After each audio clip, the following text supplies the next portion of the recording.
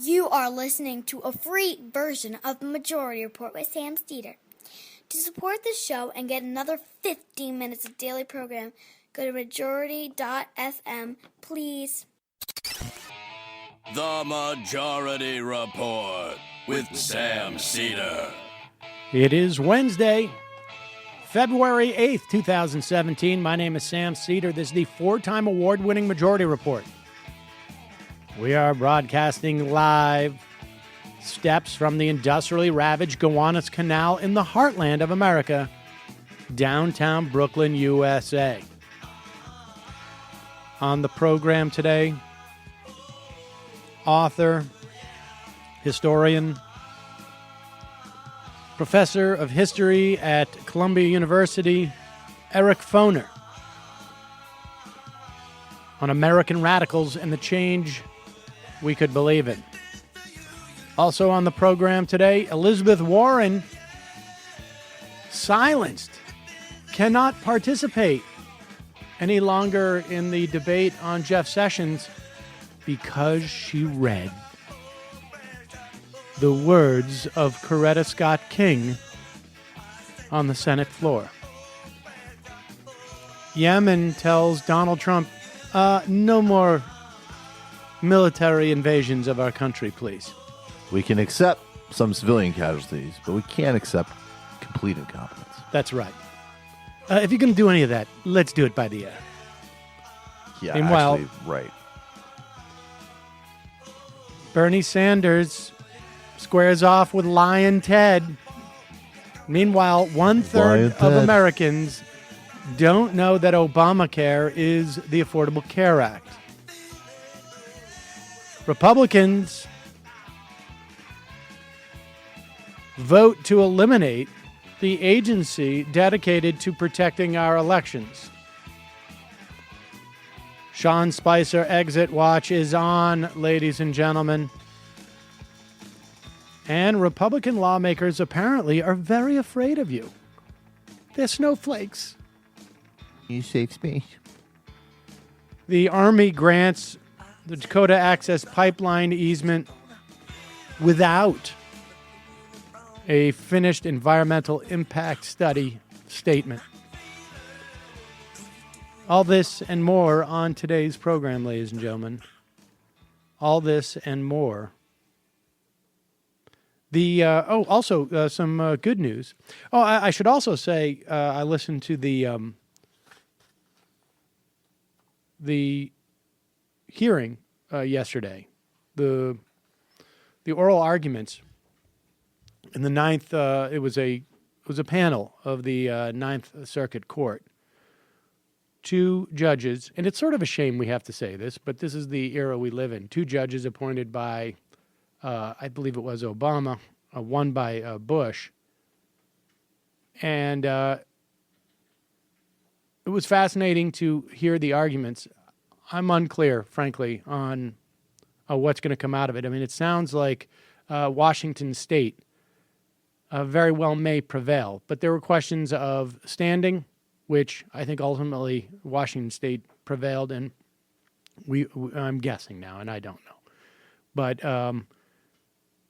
the Washington State attorney was also trying to make an argument that the venue for the restraining order on the stay, or I should say the stay on the restraining order, he believed was wrong. And that was second year of law school stuff, so I didn't fully follow that. It is clear that the judges appear to accept, at least for the purposes of a stay, that Rudy Giuliani and Donald Trump saying that this was a Muslim ban, even after the election, has some evidentiary value to the proposition that this is a Muslim ban.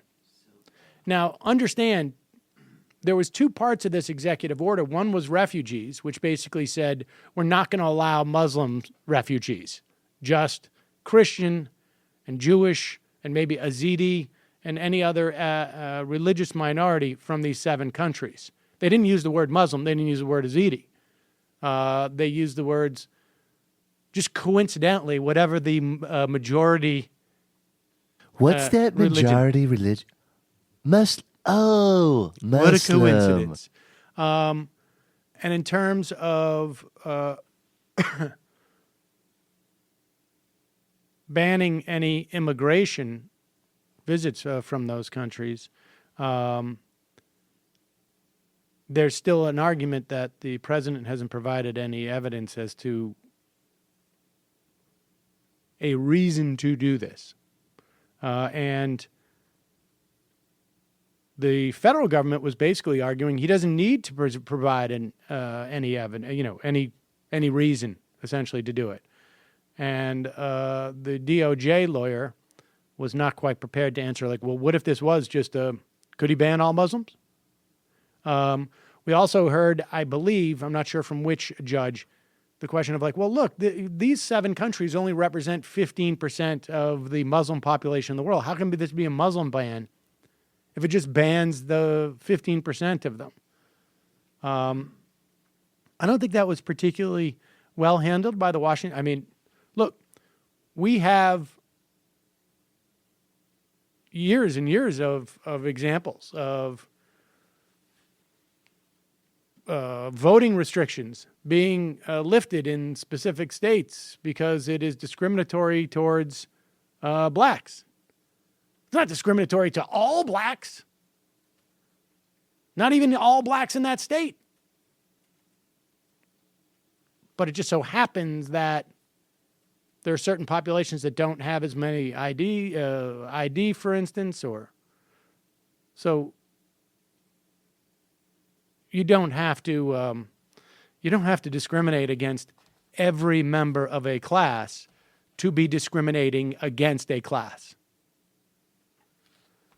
But we will see going forward on. It also reveals their logic because they're like, no, we would actually like to be discriminating against all Muslims and all black people for that matter.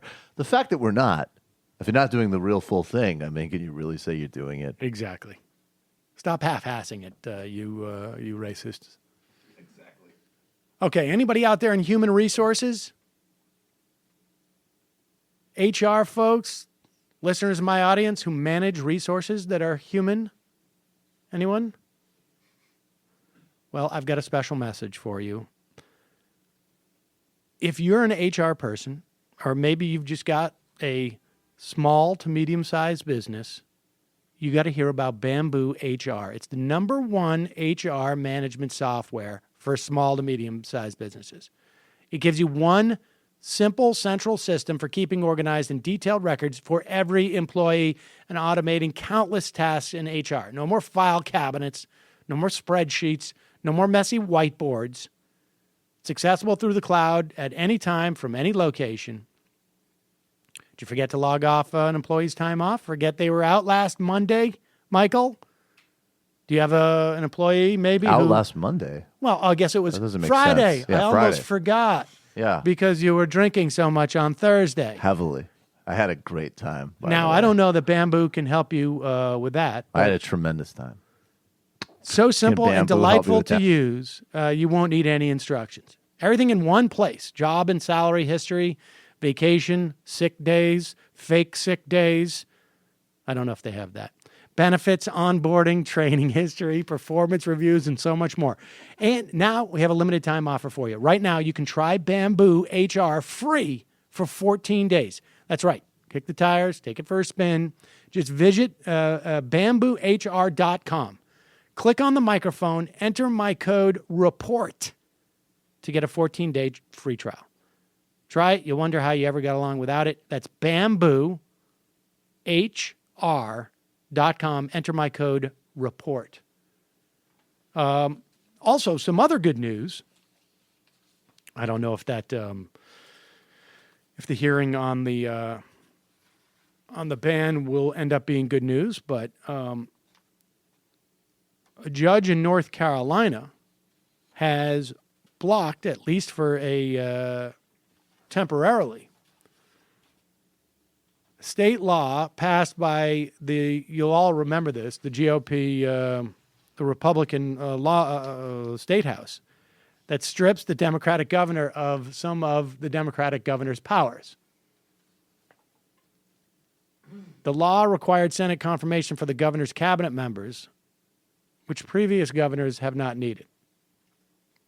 And the law, you'll recall, was just approved about, 6 weeks ago, right after McCrory conceded and 2 weeks before Roy Cooper took over. It was a 3-judge panel, gave the order just before state senators scheduled a hearing with the secretary of Cooper's Veterans Affairs Department. So we'll see where that goes. But judge is going to be pretty important. You know, Donald Trump had a tweet, and I don't want to spend too much time, obviously, on Donald Trump's dumb tweets. But this one I found a little bit, they're all pretty disturbing. But and he's talking, and we've got sound, and we're going to talk more about the ban, but he's talking about if the U.S. does not win this case, as it so obviously should, we can never have the security and safety to which we are entitled. Politics, ! Now understand, and I tweeted this out, he's not complaining about politics here. He's complaining about our constitutional form of government. He's complaining about the fact that he's not our ruler and there is anybody out there to question what he does. The other part, of course, is the sort of a similar threat that we heard from Dick Cheney. If you vote for John Kerry, you're basically giving Al-Qaeda the keys to the kingdom. I mean, he's setting up the courts to be the villain in the event that we are attacked, so that courts will have a much tougher time stopping him in the future. At least that's, and I don't know how much he thinks this out, but the idea of calling this politics, no, it's the Constitution. It's the law. It's checks and balances. Just be aware of this stuff.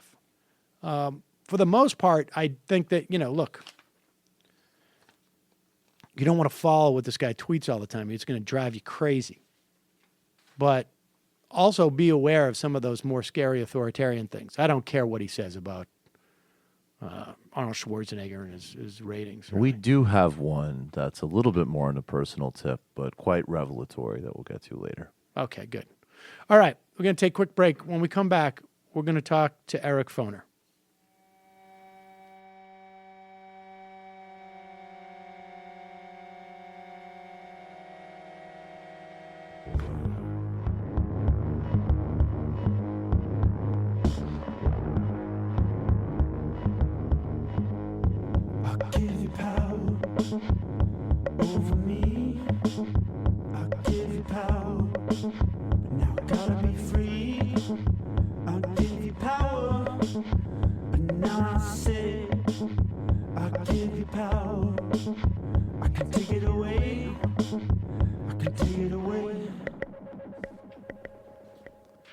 We are back. Sam Seder on the Majority Report on the phone. It is a real pleasure to welcome to the program Eric Foner.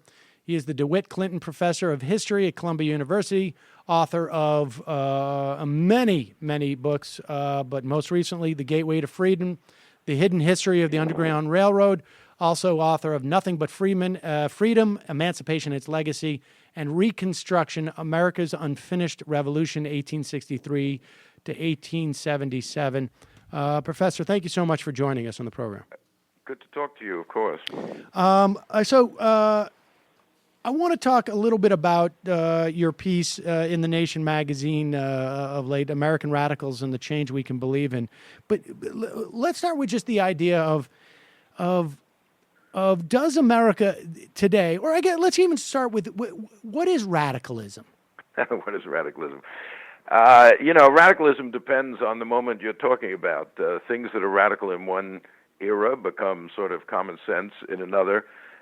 In other words, I'm against positing a timeless definition of radicalism, like it has to believe in abolishing private property, or it has to believe in, some other specific thing at any time, at any moment. Radicalism is the sort of, to my mind, the left wing of any particular social moment, and the people who are demanding fundamental change in the society. So it differs from reformism, liberalism, which wants incremental change. It wants more far-reaching change, but you have to analyze it in historical context. That's my point. And that article you mentioned was stimulated by my experience teaching a course at Columbia a year ago on the history of American radicalism, and it ran through 200 or more years of American history. But radicalism changed over time, and that's one of the points of the course. Have we always had radicals in this country? Yes. Has there been so they're always there. Are there? They're always there. Every generation has them. They differ among themselves, obviously. Sometimes they fight among themselves, but this has been a persistent theme in American history. I mean, I felt like the '90s were devoid. At least much of the '90s. And by the end, it seemed to there seemed to be some pushback there. But what was the radical movement in the '90s? The '90s.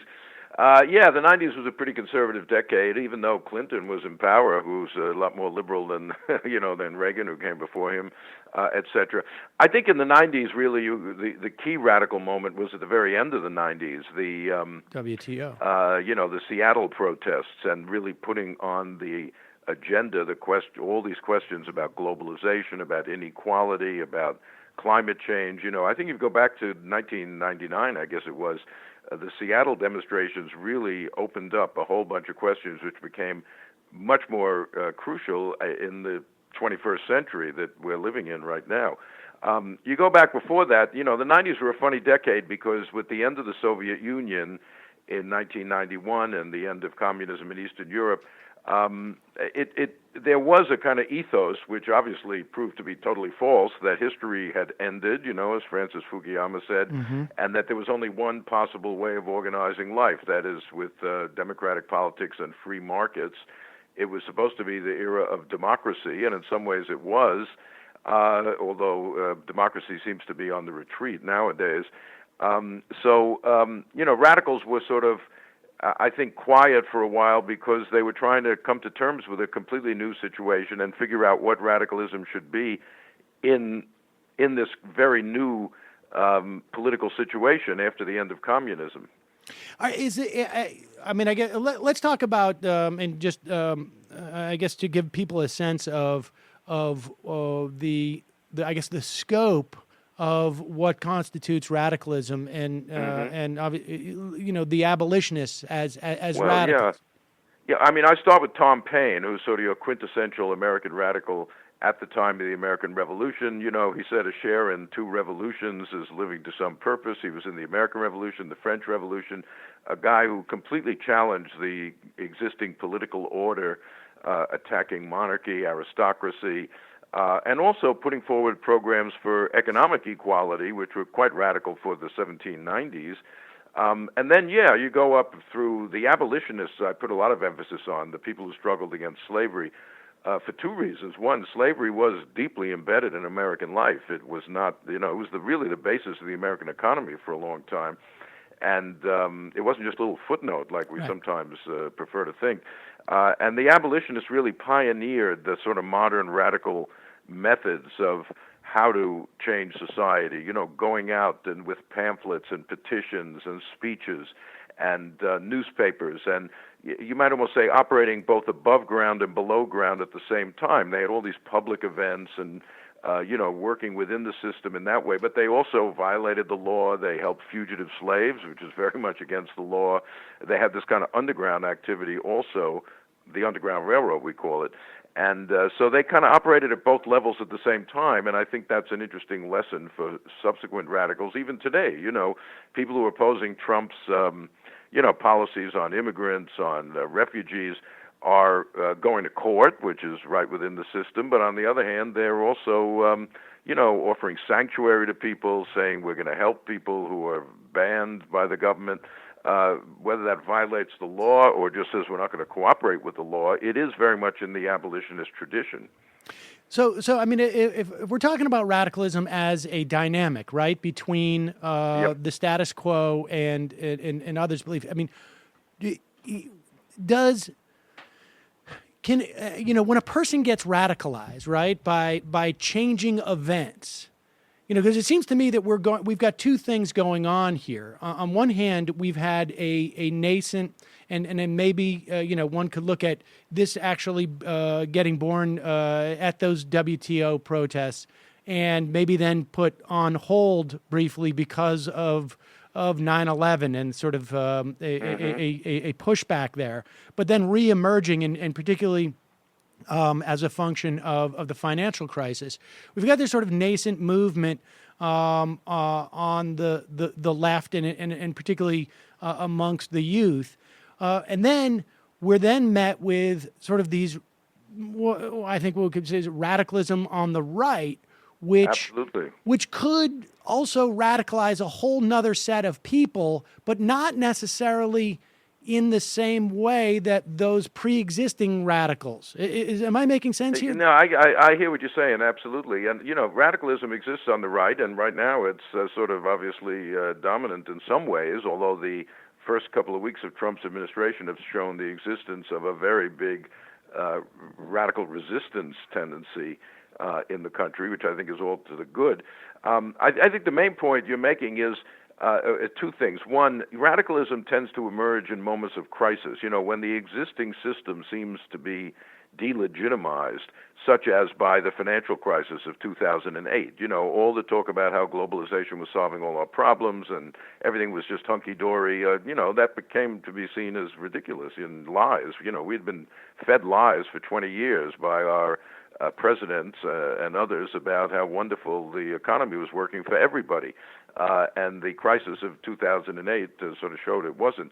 That opened the door to the delegitimation of the existing ideology, opened the door to new ones. There's no guarantee that they're going to go left, right, or any other direction.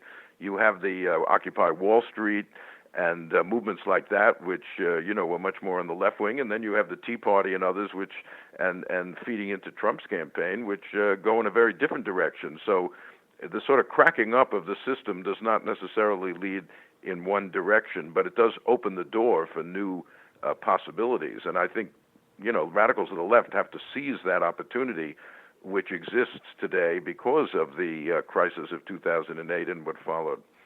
And what of, though, the idea that I can, I'm just to use slavery.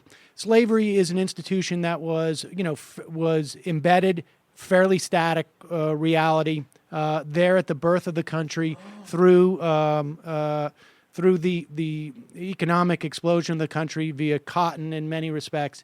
And so if I'm a member of that society, I turn against that institution.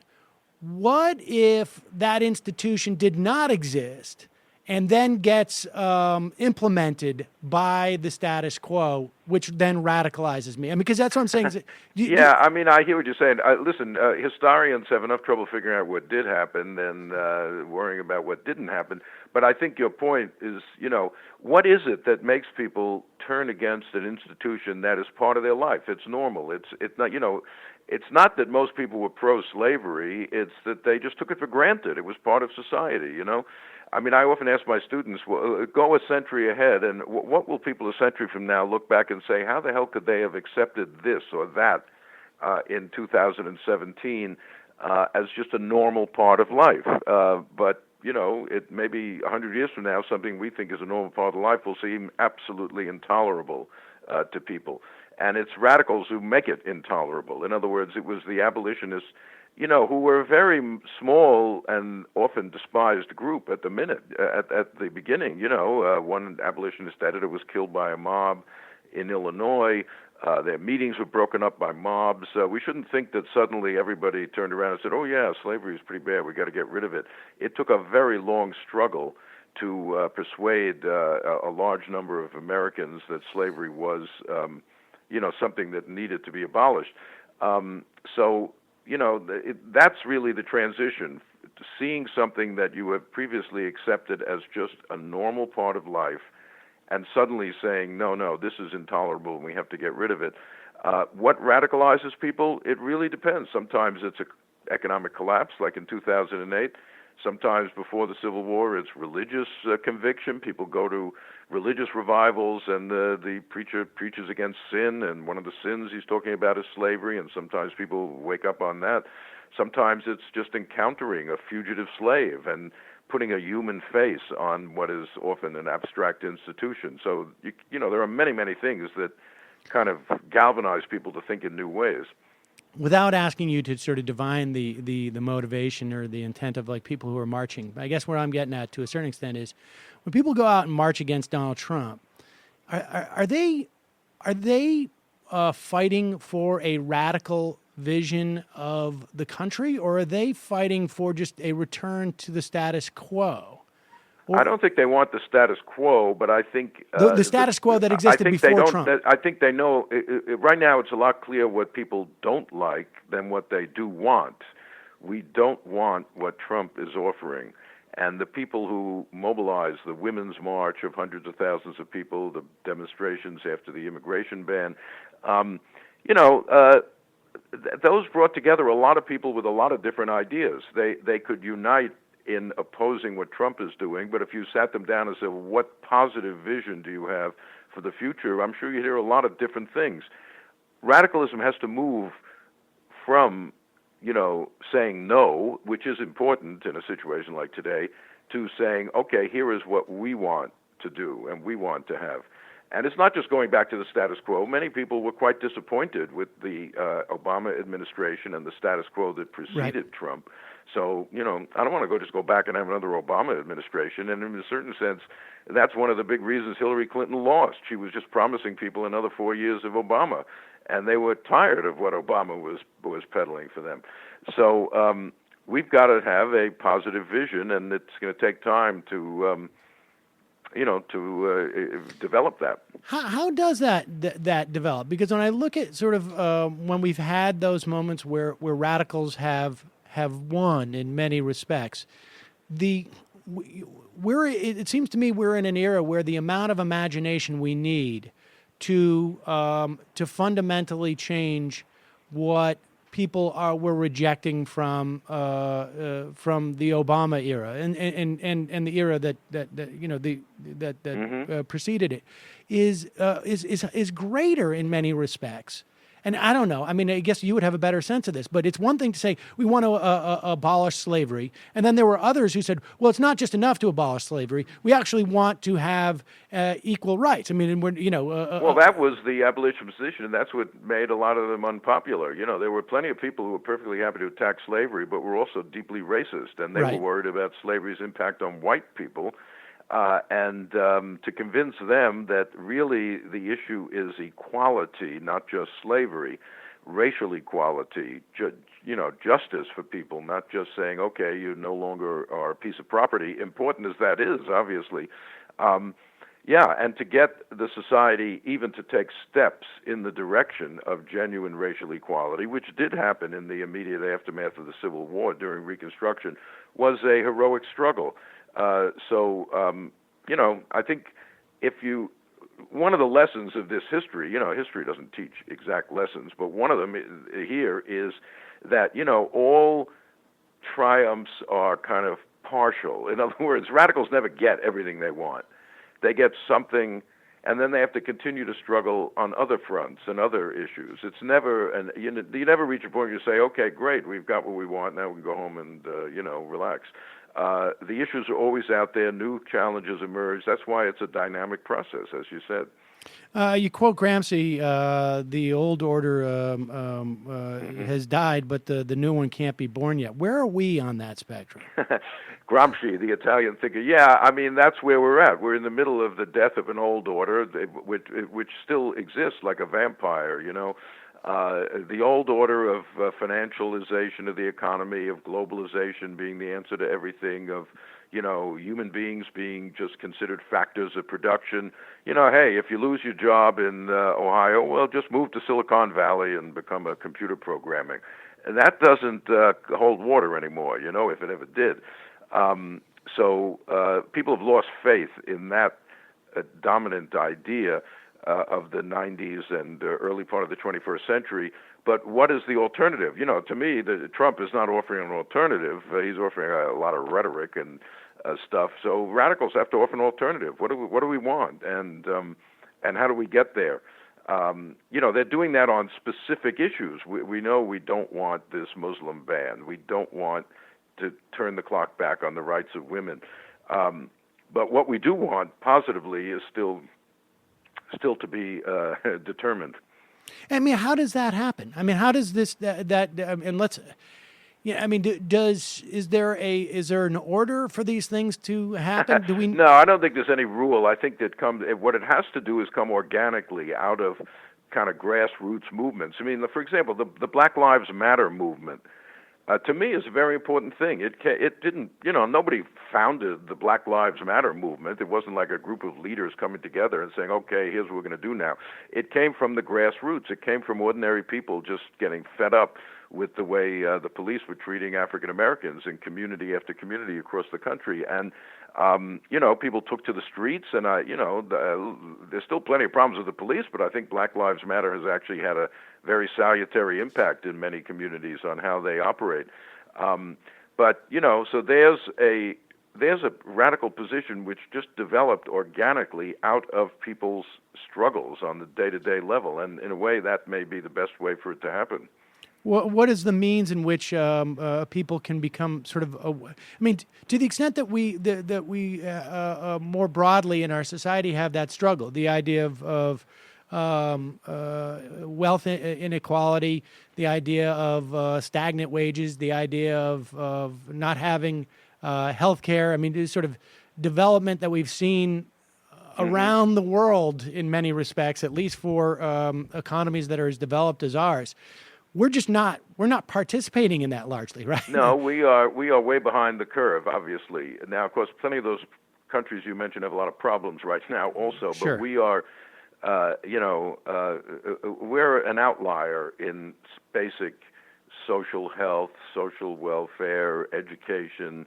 We just don't do it, and in any adequate way.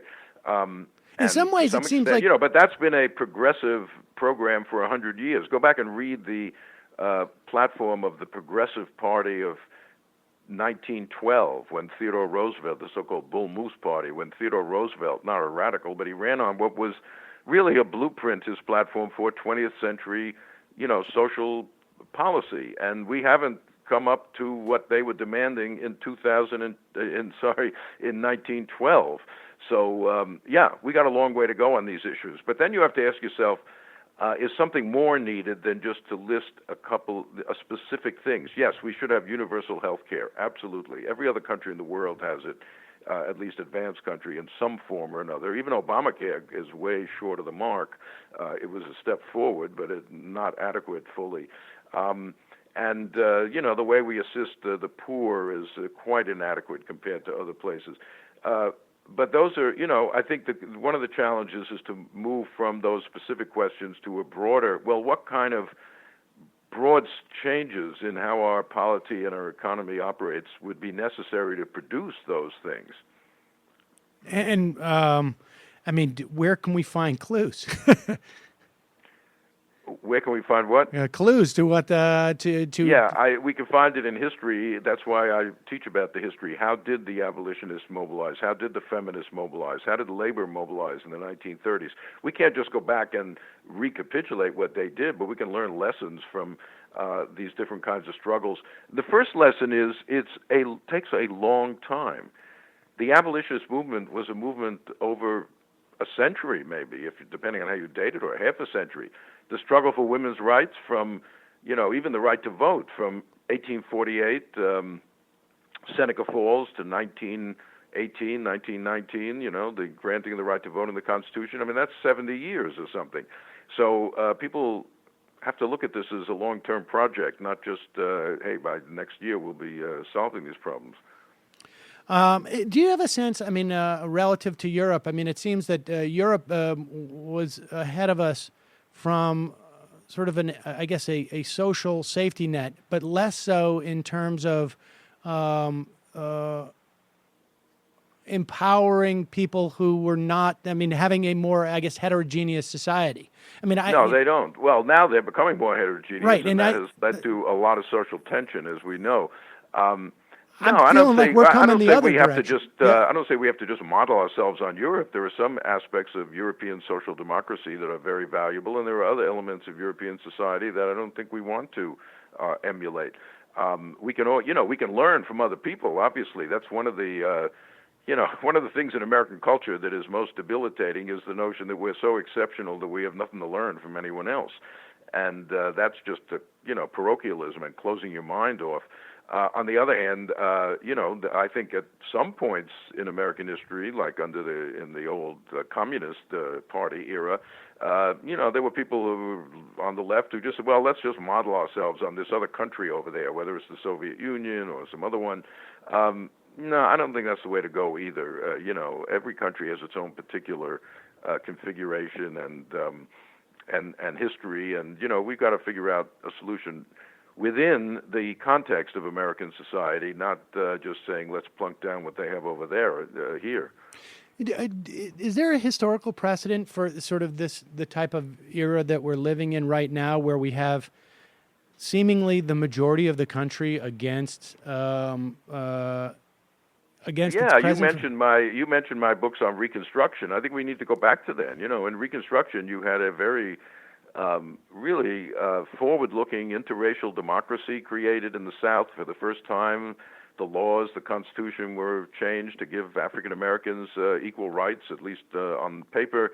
You had a functioning interracial democracy for the first time in American history, and then you had a backlash. Some people feel we are living in like 1877 again, where things were taken apart and things were rolled back. And the lesson is, you can never take accomplishments for granted. Laws on the books are not enough. They've got to be enforced. You got to live with them. So, in a certain sense, I think I hope we don't go through the whole post-Reconstruction process of the late 19th century, but we can at least understand this principle that rights can be taken away. We can't just rest on our laurels. Indeed. Well, Eric Foner, thank you so much for your time today. Sure, very nice to talk to you. Really appreciate it. Okay, very good. Bye-bye. Good place to end. I think we were. I think I was quoting that his last line. I think which I had read in an interview at one point, sometime after this election. I think to a certain extent, the biggest analog is sort of that Jim Crow era in many respects, that pushback on Reconstruction.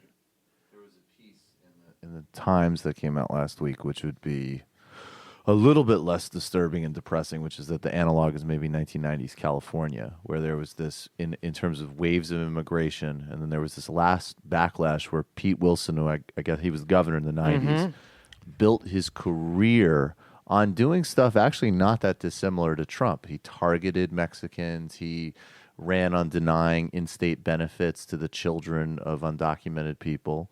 And then, of course, it was popular and effective at the time, but it actually laid the groundwork for California, for all of its problems. It's definitely, at least overall, accepted that it's an immigrant state and sort of in some ways move forward on those things, at least obviously compared to the 90s. Well, but then you had to go through all that shit with Gray Davis and the repeal, the recall. Yeah, but that's a kind of and more. But that was Schwarzenegger. He got. Is that what happens now nationally? Yeah, like, Schwarzenegger. We get rid president. of Trump, and Schwarzenegger comes in. He gets but I think Gray Davis didn't. We were already moving, because then he get blamed falsely for what Enron did to California. There was a lot of the rolling blackouts, and then by the time Schwarzenegger was in there, Schwarzenegger was Ken and Ken show, I think, actually in California. I'm not being those facetious. guys did it great. Not those guys. Yeah, they're from California, different guys. No, and Darrell Issa largely financed that recall effort. Imagine one day he's like, you know what?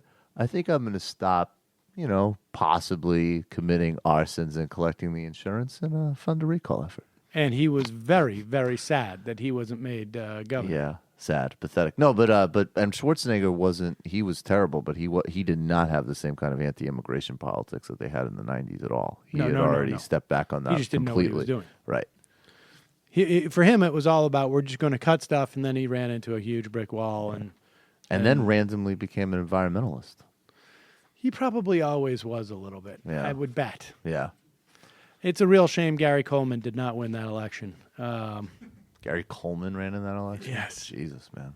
There was a lot of people who ran in that election. There was literally 23 You mean like the TV figure? Yeah. When was that? wow. Was that like 2004 or something like that? I remember I was watching a lot of Jay. I feel like it was before that. You made the paper? You made the paper? So anyways, we got a big recall going, guys. I feel like it was earlier than that. Big recall. Great Davis, the blackouts. I feel like it was earlier than that. But I I have used no to see idea. Gary Coleman in a. He used to hang out in a Best Buy playing video games. I'm not It kidding. was good prep for governor.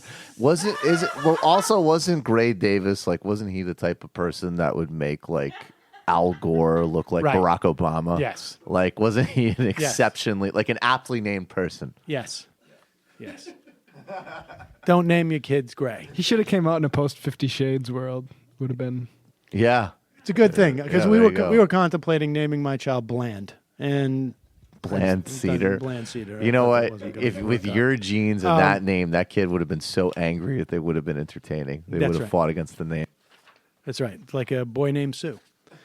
All right, folks, we're going to take a quick break. Head into the fun half. Oh, did I just throw out my Looks like it. sound sheet? Smooth Where did my move. sound sheet go? Where did my sound sheet go? It's I'm all gonna need over. another one. I don't know where it is. Gonna need another one. Hello. We've got a lot of good sound though. I need for sound. Elizabeth Warren. We will walk you through, and this is turning out to be a huge mistake for Mitch McConnell. Apparently, a rather unforced error and a weird one.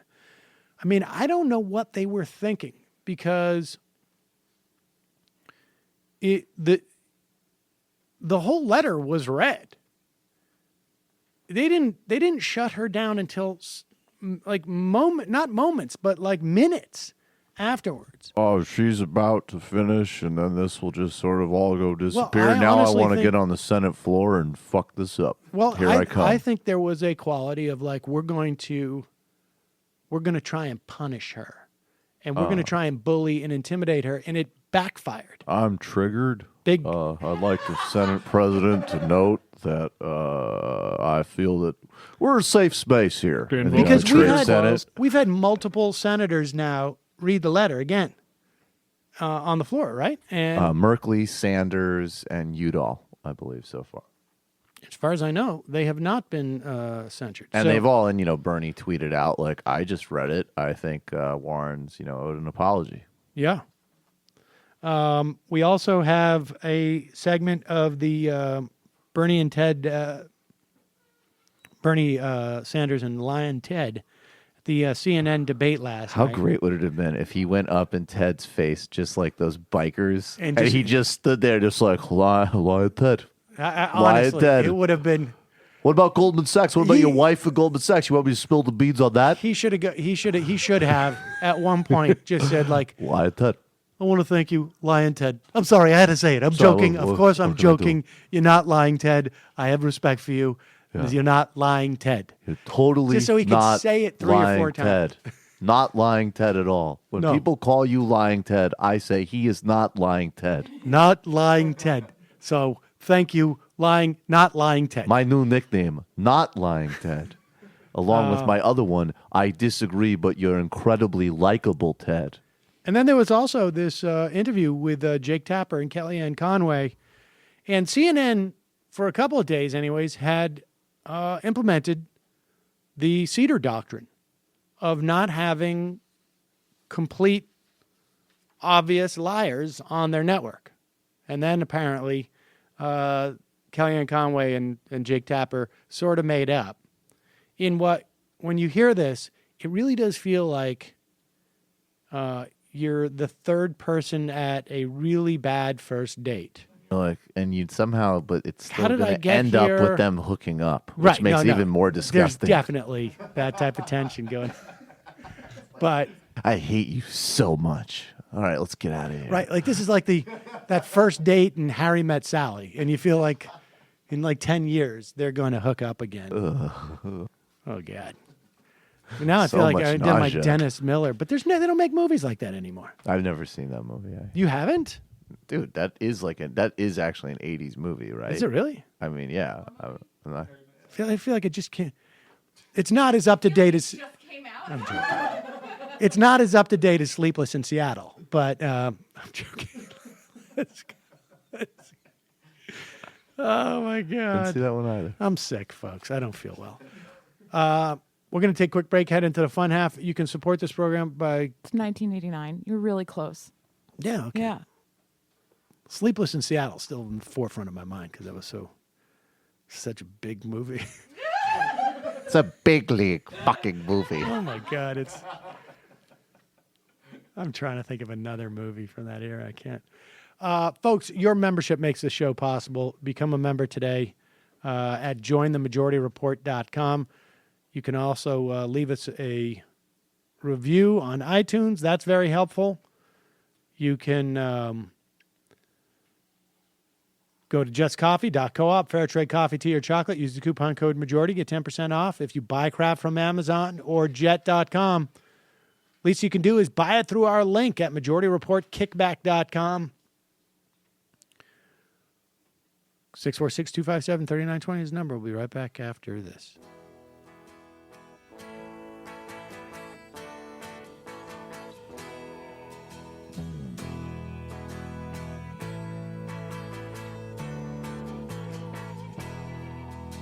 Such an apple pie.